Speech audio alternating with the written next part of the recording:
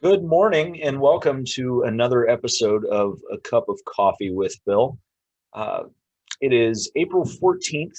The sports world is getting closer and closer to some semblance of normalcy. So I thought it was a good time to bring in somebody that is recruiting candidates and helping teams, leagues, and other companies in our industry find the right people. So I'd like to welcome Dan Rossetti, president of Ascension Sports Partners, to the show, and we're just going to talk about the industry and some different topics that I'm sure people out there who are looking for their next role in sports will want to know, and hopefully it helps some people get ready to lock in jobs as again we see fans back in the stands. So Dan, welcome to the show. Thanks, Bill. I appreciate you having me.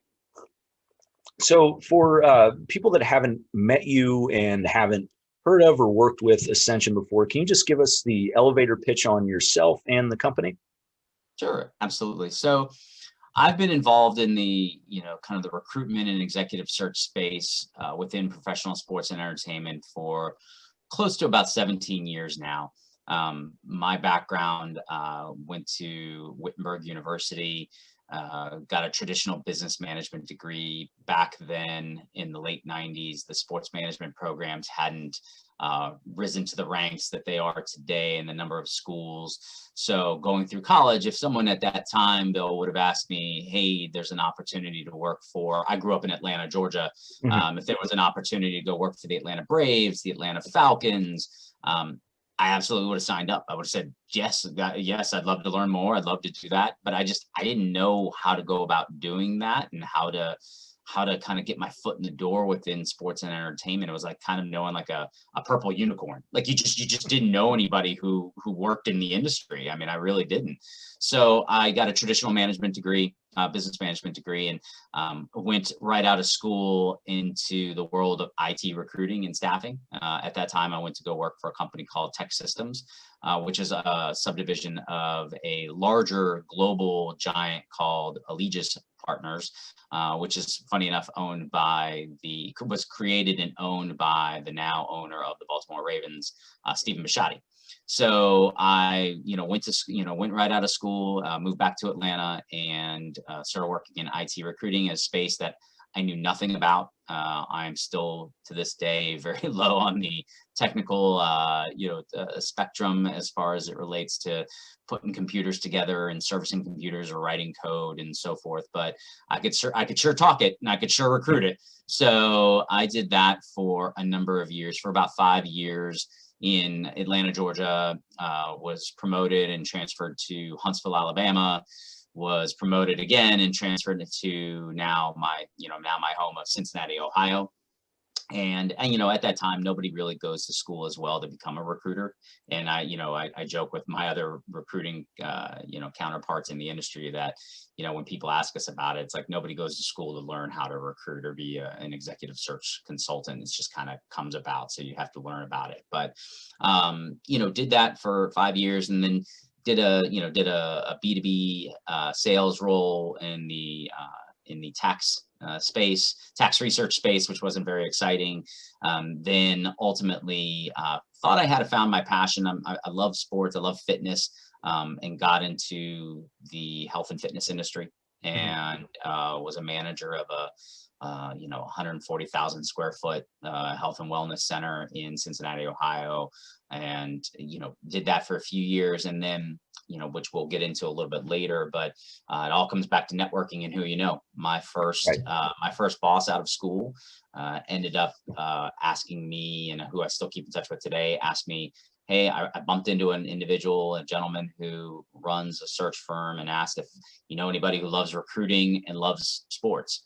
And I jumped all over it, and that was obviously Turnkey Sports back in back at that time in Len Perna, and interviewed with Len and the team there at Turnkey, and jumped into the sports and entertainment world, and have been doing that since. So My track record of recruiting and placing candidates with across the board, all different leagues, properties, teams, agencies. Haven't gotten too much into the brand or the college side yet, but I've spent that, in words turnkey, then moved back to Cincinnati, Ohio, which is where my wife is from, and opened up Ascension Sports Partners in 2008. And at that time, I really was trying to find the niche of where I could be and where I thought there was opportunity. And so I created Ascension with the initial goal of of providing executive search and career kind of consulting services to, to individuals who didn't necessarily sit at the C-level table. Right. Traditionally, search firms, especially executive and retained search firms, focusing on just kind of senior leaders and above. And I really thought that, that shouldn't preclude someone who's maybe an account executive, a manager, a director from getting that, kind of that knowledge and that, kind of that interaction with someone like myself that can help better them in the future. So I focused on that niche, and that kind of grew into doing a number of different roles, and ran my business successfully for, coming up on about 9.5 years. And then in September 2017, I got an opportunity to join the team at Prodigy Search, which was a larger search firm out there in the industry doing within sports and entertainment. Had a nice run there, and then beginning of 2020, we decided to come back and open up Ascension Sports Partners. And with this iteration and the second time, I've obviously learned a lot since my first go around with this, Bill. But not only do I offer up executive search and retained search services on different positions, but I've also created a career consulting and career coaching line of business. Mm-hmm. I've also created an interview preparation line of business, in some different facets of my business, because I've learned that over the past 12 months, as the pandemic hit, there were a lot of people, the number of calls I got, there were a lot of people that this was the first time they had to look for a job in a long time. And Right. this was the first time that they didn't, and a lot of them didn't know where to start. They didn't even know where to begin with how do I go about doing this? I've been working at this team for the last 10 years. I don't even know what to do. And I don't know if you got a chance to go on my website, but I had a client that I worked with, a candidate that I worked with, that said, and I laugh every time I see this, but he was, to quote him, it said, I always laugh to myself that I knew how to fill a building with 17,159 fans, but I didn't know how to write a resume or how to use LinkedIn. I mean, so those are things that you take for granted as you're in the industry that a lot of people just, they weren't aware of. So I focused a lot on that, those lines of business as well. And, as the industry is starting to kind of see ourselves on an uptick, business is definitely getting busier. Yeah. And to go into, people are finding jobs, teams, leagues, brands, everybody's hiring again, because a lot of the projections that we're starting to see are that by the fall, we should be at 100% capacity in most sports. And in 22, it's definitely going to be full steam ahead. So where do you see the market from your vantage point going right now? How does it look? Are we crazy to think that it's going to stay as hot as it is right now? Do you see a minor downturn at some point, or is it going to be business as usual and people are going to start finding jobs again pretty in short order, rather? Yeah, no, that's a great question, Bill. So I agree with you for the most part that, I tie a lot of the hiring to the belief that fans are coming back. I mean, like, as fans come to stadiums and arenas again, there's obviously going to be a need to hire people who may have been let go or furloughed last year due to the pandemic, because there weren't fans in the crowds. So they didn't need the amount of service people. They didn't need the amount of sellers. They didn't need, because there was nothing to really technically sell. So as we kind of start slow rolling that back, you're absolutely starting to see, positions open up. I would probably, I would say right now we're seeing a spike. I mean, just because people have gotten the green light and they're optimistic, and like they see where the trends are going with the fans and in the percentage of the capacity that they're able to go to the stadiums. I don't see it necessarily dipping down, but I definitely think we'll hit a plateau, because I think teams will, they'll balance out their workforce of really, really learning what they need and how much staff they really technically need to have on board to service their, environment. So, I think as soon as they got the green light to make hires, I think people jumped at the gun, and and were like, oh great, let's get hiring. I've gotten approval to get back the positions that I needed. So I think people have moved fast. But right. I do believe over the last 12 months that there's been a lot of internal discussions on staffing and just really truly understanding how many do we really need. Like, like really trying to figure out the levels to make a successful run that is also cost effective, to where you can't just hire, 50 new ticket sales reps. Or can we get, do we want to hire 25, but they're the right 25, as opposed to our, kind of the old models within sports sometimes of, hey, let's hire a bunch, and, and the ones who fall off are the ones who probably weren't going to make it anyway. I mean, like, and just and going with those numbers versus really kind of targeting in and identifying. Hopefully they've taken the time over the last 12 months to really identify cultural traits, the true responsibilities that people have success within their organization that they can go look for and replicate in the industry as they go out and hire these new people. But I do see more of it as hitting a plateau over the next, probably 9-12 months, where we'll kind of, initial push now, and then it'll kind of slowly flatten out a little bit. That's my intuition. What industries do you see as not or as avoiding the plateau when that hits? Because I do agree with you, and it goes back to, I think, some of the technological additions that stadiums are going to start adding that will avoid, and a lot of that will be the game day part-time hourly staff. But I do think you'll see some positions eliminated down the road with automation and some other technologies to remove potentially unnecessary layers of human interaction, given the health landscape that we need to maintain in the industry. But what parts of the industry do you think are going to stay hot and continue hiring regardless of what we see in venues? Yeah, I mean, look, sales and service is not going anywhere. I mean, we are a sales and service driven industry. So those departments are always going to be in need.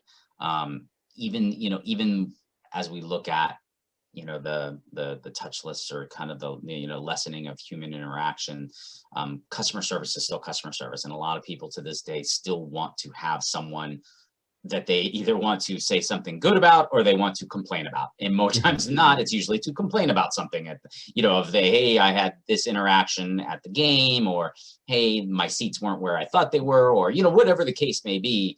They always want to talk to somebody. So service, the service mindset is not going to go anywhere. So those positions are always going to be in demand. I think you're going to see, creative. I think you touched on something, and I kind of, as I was, running that through my head, that question.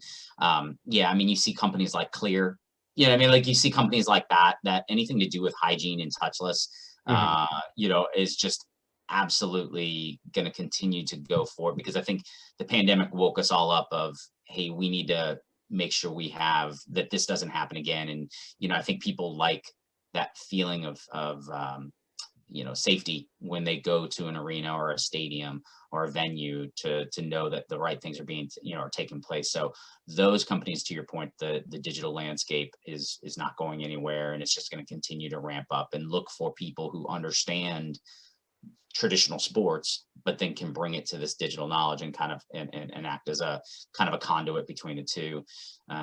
But the other industries that, obviously esports and in the gaming and gambling industries are hot, and they didn't take a dip during the pandemic. They kept going straight forward. I mean, if anything, companies like FanDuel and PointsBet and William Hill and they hired nonstop because they've seen the crack that's becoming a, kind of a cavern, that is going to be, and ultimately I think will be across all 50 states of getting involved, more and more with the teams and operations. So that space is definitely as hot as ever.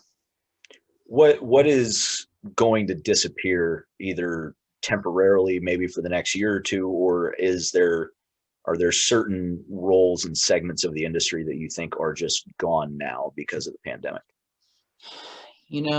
I think I don't know if there's necessarily sections, I don't know if there's necessarily sections of the industry that are going away, but what I do think is going to go away is, and this kind of dovetails into my thoughts of people and your ability to adapt. I think you're more of going to see people, people starting to slowly dissipate from our industry who have kind of tried and true and done the same things over and over again for their whole career. So I see more of a need to replace them with people who can do more than one thing. You know what I mean? Like they need people who can react and adapt. And, it showed during the pandemic a little bit that, all the companies that were able to kind of move forward, they had people in place that could adapt to the situation that was going on. Right. So I don't necessarily think there's a skill set per se, but I think there's a human element of you've got to learn how to adjust your role and be able to come up with new ideas and be able to think more outside the box than just the old tried and true methods that ruled the industry, ruled the sports and entertainment industry for many years. I don't think we're going back to that. I think it's going to continue to kind of, think innovative ways to increase the industry. So.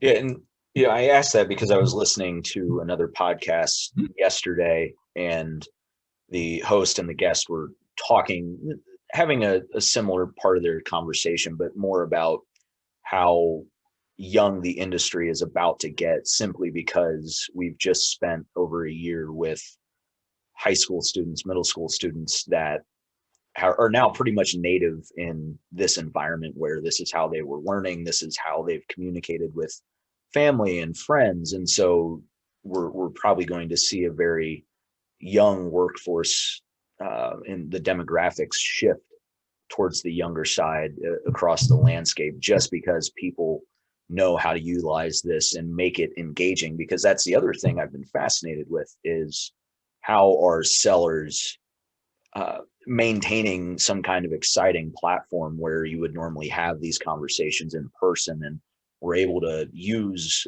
body language and certain cues, and we're able to show videos without having to switch screens. So just a very young workforce that is digitally native, especially within the virtual meeting space. So it's an interesting point that you brought that up, that it is very much an adapt or move on timeline right now. Yeah, no, I mean, nimbleness is kind of a, one of those the soft skills, those, what I mean, that people need to really kind of focus on within their career, of just learning now that you need to be nimble, and you need to be able to kind of move in different spaces and be able to pick up on things very quickly. I mean, I think Zoom came around, and, some of the other platforms, Teams and Google Meet and everything. And I think, there is definitely a fatigue that's going on, but I also think that there's definitely been an advantage to be able to learn and utilize these skill sets that I think are going to make workforces and teams more productive, because they're going to realize, hey, I don't necessarily have to meet with everybody in person all the time. Like, I mean, sometimes a meeting can be a virtual meeting, as opposed to having to schedule and take an hour and a half out of your day, versus, hey, let's hop on a Zoom call for a quick 10-15 minutes and knock out what we need to knock out, and then be back on your day. So. Exactly. So let's jump over from the broad strokes of the industry and the direction it's heading towards the actual process: applying, interviewing, closing. What are some things in what you're seeing now with candidates and companies? What are some things that job seekers should actively be doing as they're applying and interviewing to keep themselves at the top of the field when people are looking through resumes? So there's two main things that I would stress to job seekers, and that is relevance, and Hmm. I'll explain that a little bit more, and then really sitting down. And I read an article a couple months ago and wrote a post about it, about um, how are you the aspirin to the company's pain that you're interviewing for.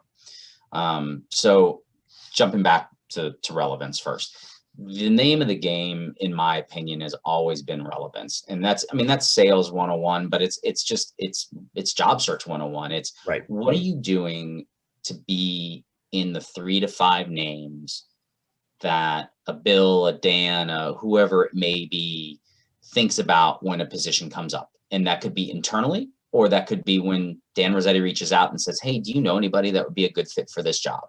So you need to figure out your relevant game plan to stay top of mind.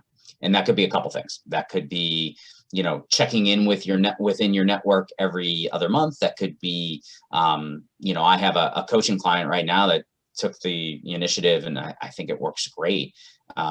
He sends articles that are typically outside of sports that he reads about leadership or sales or marketing, and sends them to prospective employers. And I mean, say, hey, I came across this article. I think I think it'd be, it was a great read, and you might be able to take some points with it. I look forward to staying in touch. I mean, and those are things. It's just touch points to find a way to stay top of mind during this, during the last 12 months. That's what when I was talking with candidates that were, unfortunately had been laid off or, caught up in furloughs, I said, you need to be, pushing the gas pedal down right now, because all these networking calls, they are basically informal interviews. Right. I mean, whether you know it or not, they're informal interviews. They're having a networking conversation to meet you and talk with you, but in the back of their minds, they're going, is Dan Rossetti somebody that we could see working in our company? Are they somebody that fits our vision? Do they fit? So you have to approach every networking call that way, because you never know, A, when there may be an opportunity at that organization, but B, you never know when they're talking to, one of their friends at another team or league, and they're asking, hey, we're making a hire, and you're going to stick out. So you have to approach it that way. But you need to find your game plan of touch points. I'm going to date myself here, Bill, but my first job out of college, we used, my sales manager and our boss, introduced this system called a tickler file, which was essentially, every week and every day of every week, I had 10 names per day that I needed to reach out to, and I had them set up on a quarterly system. So when I would go to the first week, the first Monday, I had 10 names that I knew I needed to touch base with, and that could be just, hey, just wanted to check in, how's your business coming along? I saw this story, blah, blah, blah, blah. I hope you're doing well. Look forward to staying in touch. And then Tuesday, I had a different 10 names. Wednesday, I had a different 10 names.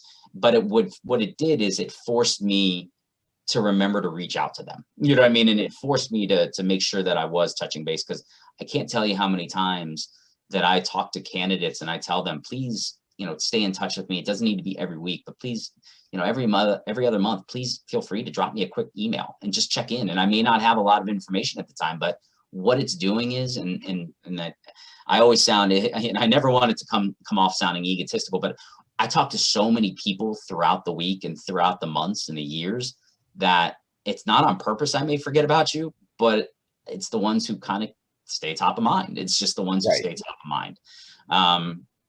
So relevance is key. Right? Relevance is paramount. The second thing I think job seekers need to do a better job about is truly understanding why they are the right fit for this particular role in this particular organization.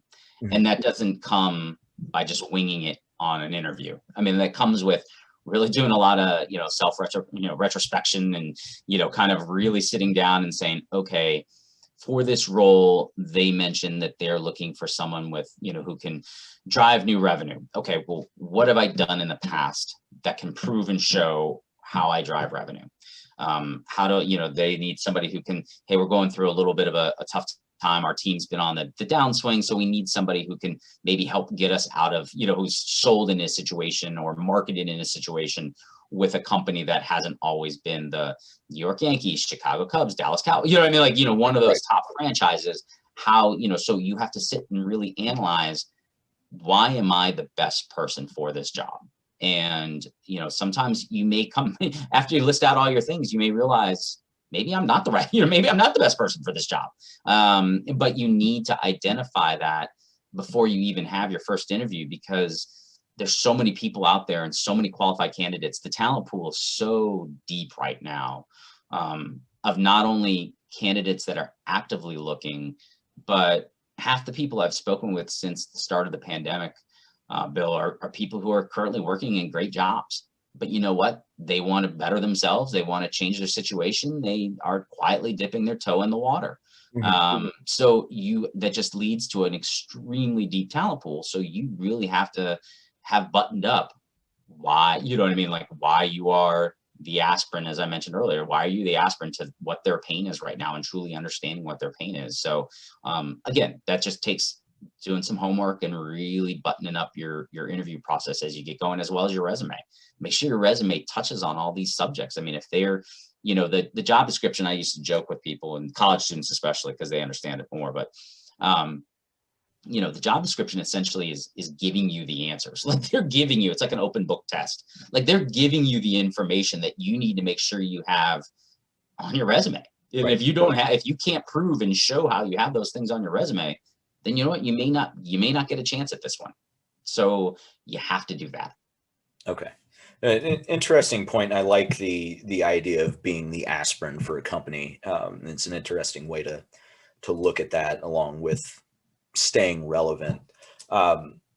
One thing that I would say it's probably been worse this year, and I think simply out of the volume of candidates that people are getting to apply to jobs when they post them, is ghosting.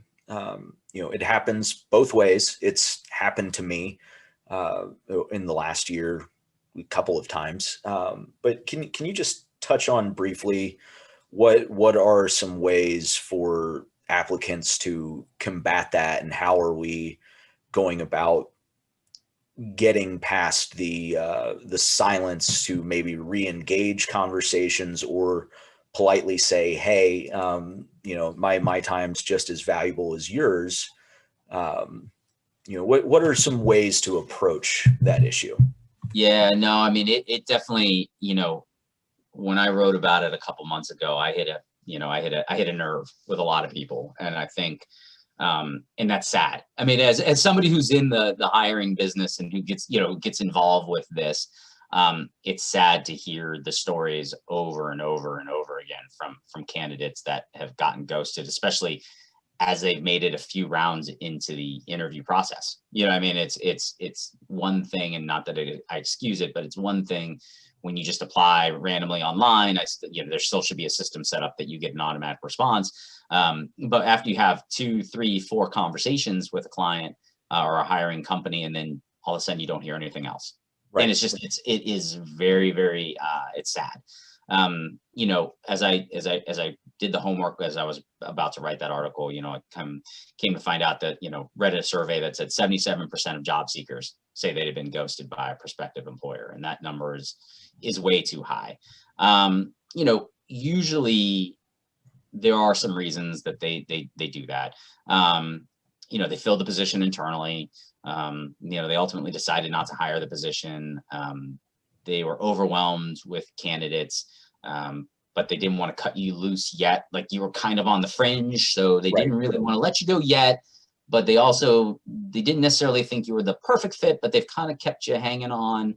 A lot of times the interviewer is just too afraid to relay bad news. They're just not very good, and they're not very comfortable with someone they've gotten to know in an interview situation, because you do get to know the candidates well. I mean, this is somebody who's going to be working with you on a day-to-day basis. Sometimes there are people who are just, they don't like dropping that bad news. I always think of like George Clooney in that movie Up in the Air. I think his role in Up in the Air, which was very cold, but he was brought in because the companies didn't want to do it. What's that? He's the hatchet guy. Yeah, he's the hatchet guy. I mean, and that is, he understands his role, and it's not personal. It's not, you know what I mean? He's got nothing invested in it. But sometimes, interviewers, they do become invested, and they really do feel bad. This was interesting because I didn't realize this as I was doing the homework, that sometimes it's just, there's a fear of being accused of discrimination. And so that's why they stay silent. You know what I mean? Like there's no laws in place. And maybe that's a whole other topic for, where we can go with this, but there's no laws in place that say private companies have to tell you an answer. Like there's nothing that forces them to respond. So you just hope they do out of the kindness of the heart and understanding it. But some things that you can do as a candidate, if you find this happening, is just remember that chances are this probably has nothing to do with you. You know what I mean? Like, as always, it really has nothing to do with you. And it's easy to take it personally, but more than likely it probably isn't. Right. So understanding that, but also having a structured follow-up plan in place, really coming up and saying, okay, I didn't hear from them. I'm going to give them, I'm going to follow up today. I'm going to follow up the next week. I'm going to follow, 3 days, then 7 days, and then 10 days. And really try and get to that answer one way or the other. Again, I jump back to sales, but a no is not necessarily, I know it doesn't sound like it, but a no is not necessarily the worst answer in the world, because at least it's something. A yes or no, the worst thing is silence or a maybe. You know what I mean? So you want to get them to that point where they either say, hey, Dan, you know what? We really appreciate your time and follow up. We really feel like this candidate is better. You know what I mean? Like, is a better match for us. So, I mean, like, that's okay. As heartbreaking and disappointing as it may be at times, at least you can move on. It's a response. Yeah. Go through multiple channels. Sometimes you can go, if you've made a relationship, maybe with maybe an account executive or someone on a different department, and just kind of poke around and ask, hey, did they ever fill that role? Mm-hmm. I had some conversations, I never heard anything. But then also the most important is set a guideline and a timeline of, hey, I'm going to give it 3 or 4 follows. And then at that point, I'm moving on. I mean, like, you have to be strong enough personally and as a person to say, I'm moving on. Obviously they didn't, either they didn't like me, but you know what? Do you really want to go work for a company sometimes that does that to you? You know what I mean? Like, those are the questions that you need to ask yourself as well. Is, look, if communication is poor at this point, what is it going to be like if, once I get on board, am I going to have some challenges?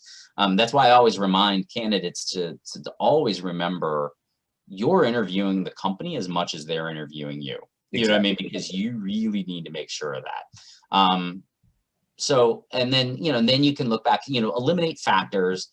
And then you can look and say, all right, maybe I just didn't interview well. And then also sometimes, and I had a great conversation earlier this week with a candidate. It was very humble. It was a very humbling approach that he took with this. And I was really amazed with it. But he just said, sometimes I just realized there may be a better candidate than me. You know what I mean? Like, sometimes you just lose out to a great candidate. And that happens sometimes, you know what I mean? To where it's just ultimately there was nothing you did wrong. You know what I mean? Like, you did everything right, but there was something. Yeah, it just wasn't the right fit, and there was just something else. So yeah, I mean, it definitely is something. But I had a commenter on once I posted it that just summed it up the best. It was really funny. He just, basically just said, it comes down to common decency. People either have it or they don't. I mean, like, I don't know how you fix it. Because there's no simple fix, because you can be the candidate that screams from the mountaintop that XYZ team or XYZ company blew blew off following up with me and never got back to me. And you know what? Then unfortunately, you come with the consequences that go along with that. And, of being that person that screams from the mountaintops. So you either have to take it or try and figure out, once you're in a position to do hiring, that maybe that's where it starts doing the good, is that you start understanding, we can't be like this as a hiring, as a hiring organization. Right. And I've used that, not to dig into my own situation. That's not what this episode is about, but I've used that to go and find, through LinkedIn, who got that position, and kind of looked through their profile to see, kind of as an apples to apples comparison, like, okay, what made them better? And, finding out, okay, well, he's done X, Y, and Z, or she's done this, this, and this. those are areas I'm definitely weak on. So I find it on top of, one, telling you what you need to know about the company, but also doing research to see who they did go with. It's kind of a learning experience, but also maybe a template for things that candidates should be working on. And again, going back to the relevancy and the aspirin concept, ideas that we can take away and how we can improve our profile. Yep, absolutely. I love your point. I love your follow-up. So we're going to jump ahead and just quick thoughts. I saw an interesting discussion on LinkedIn yesterday, and this doesn't necessarily apply to more entry level, maybe that second job, but we're probably talking about manager, director type positions where you get through the first or second round interview and they ask you to prepare a presentation, give me an outline of how you're going to improve this thing here, so you can present it to them at the next interview. The synopsis of the discussion on LinkedIn was, when you leave that interview and they ask for the takeaway, you shouldn't be afraid to say, no, these were my ideas. These are how I bring value to the company.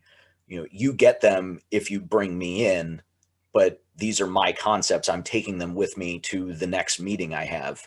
What are your thoughts on that, and how do we just maybe a minute or two on how do you approach that situation? Because obviously you don't want to put a couple hours into a revenue plan for 90 days, it makes a lot of sense, and then you don't get the job, but you realize doing some research that the company, later that year implemented 50% of what you did, and they're doing great business right now. What are your thoughts on that? Yeah, excuse me, it's a tough one, because I see on both sides. I really do. Because a proof of work or a proof of, just kind of, hey, what is your game plan?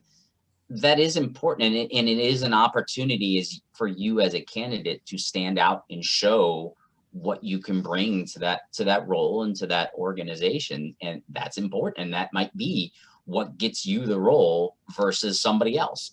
I do see the conundrum that's placed to where then you don't get it, and then you hear the stories of them using some of your techniques. I think the best way is to try and figure out if there's opportunity to kind of either talk through, maybe it's through a conversation, maybe it's through some other means of during your interview to be able to set them at ease, maybe a different way. Maybe you bring up an example of and I tell candidates, make sure that you have a couple success stories, brag stories, but as they relate to something that's very similar in the job that you're interviewing for.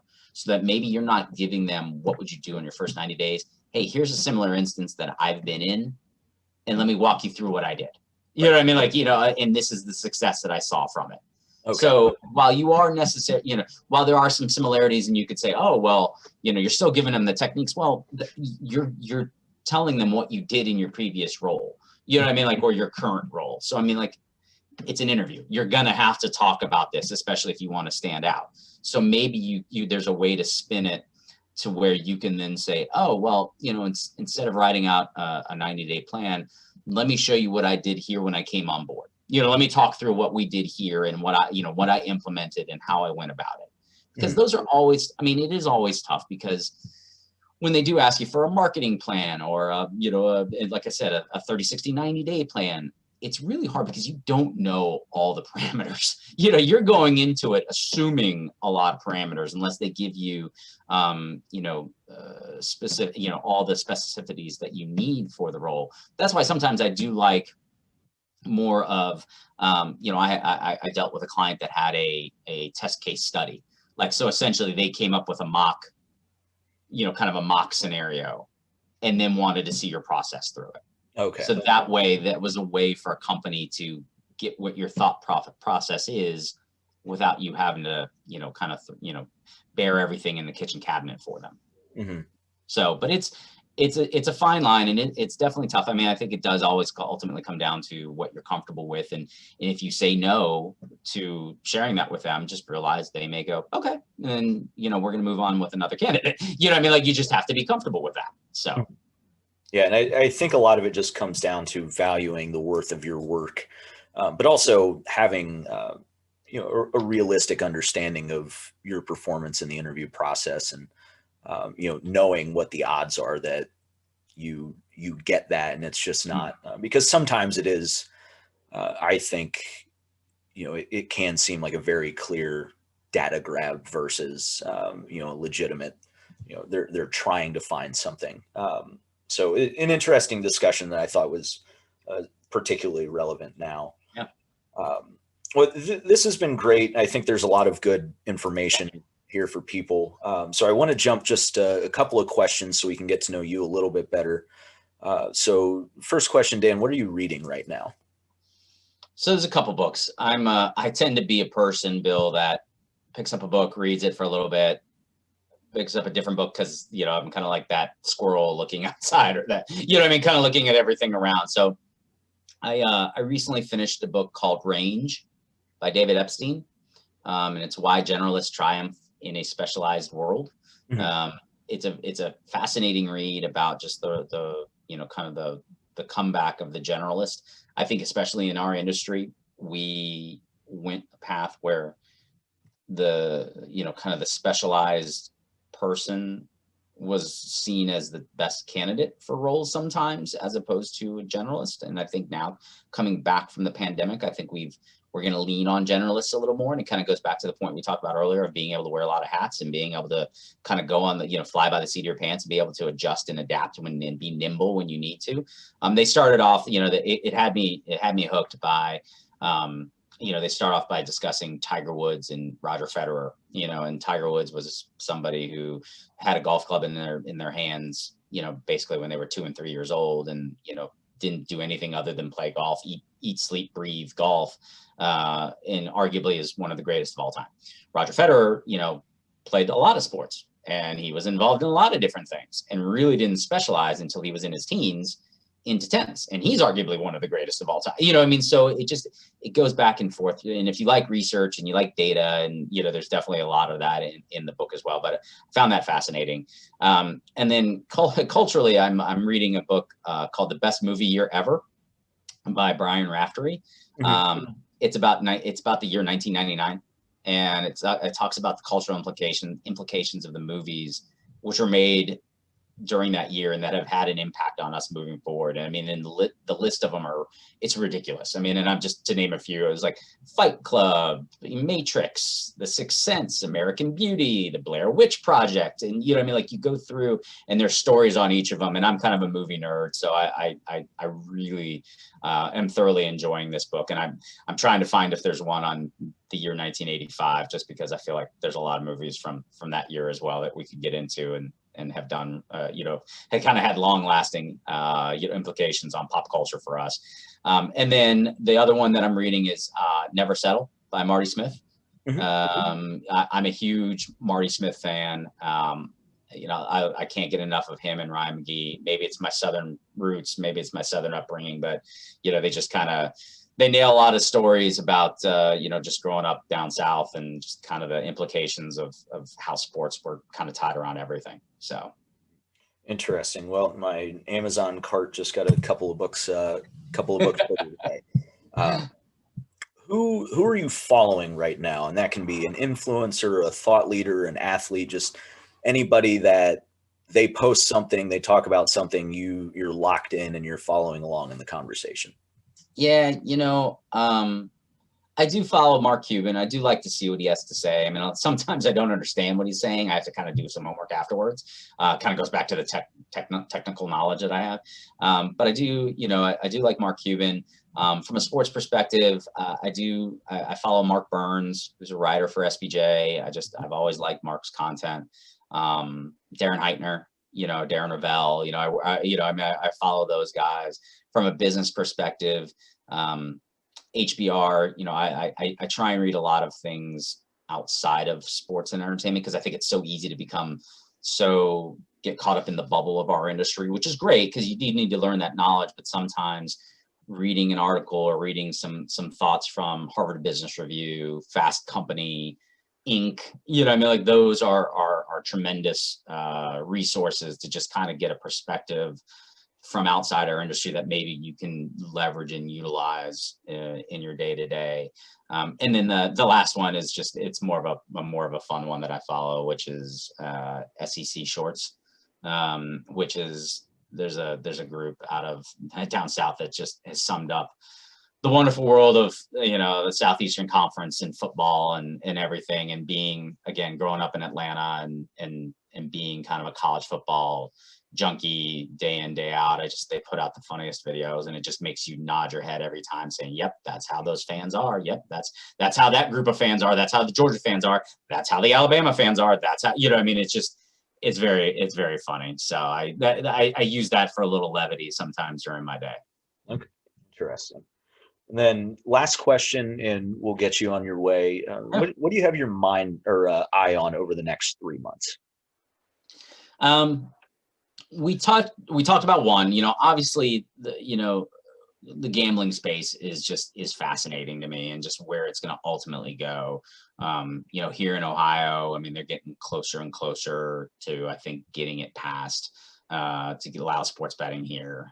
You can go over to Indiana and they've got it squared away, and so I think Ohio is going to come here soon. But I love to see how they're getting involved in the sponsor space. I love to see how they're getting involved in the digital space. So I am fascinated by that piece. And then obviously the name, image, and likeness is really where, we're all kind of sitting on the edge of our seats for when that green light goes off, because, there's a lot that's going to implicate,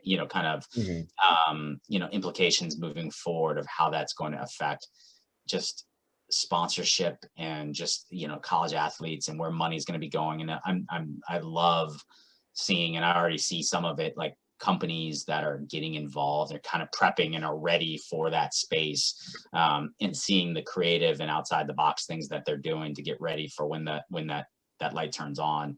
I think it's going to kind of shake up the industry from that regard quite a bit. So I'm really kind of watching those two stories right now.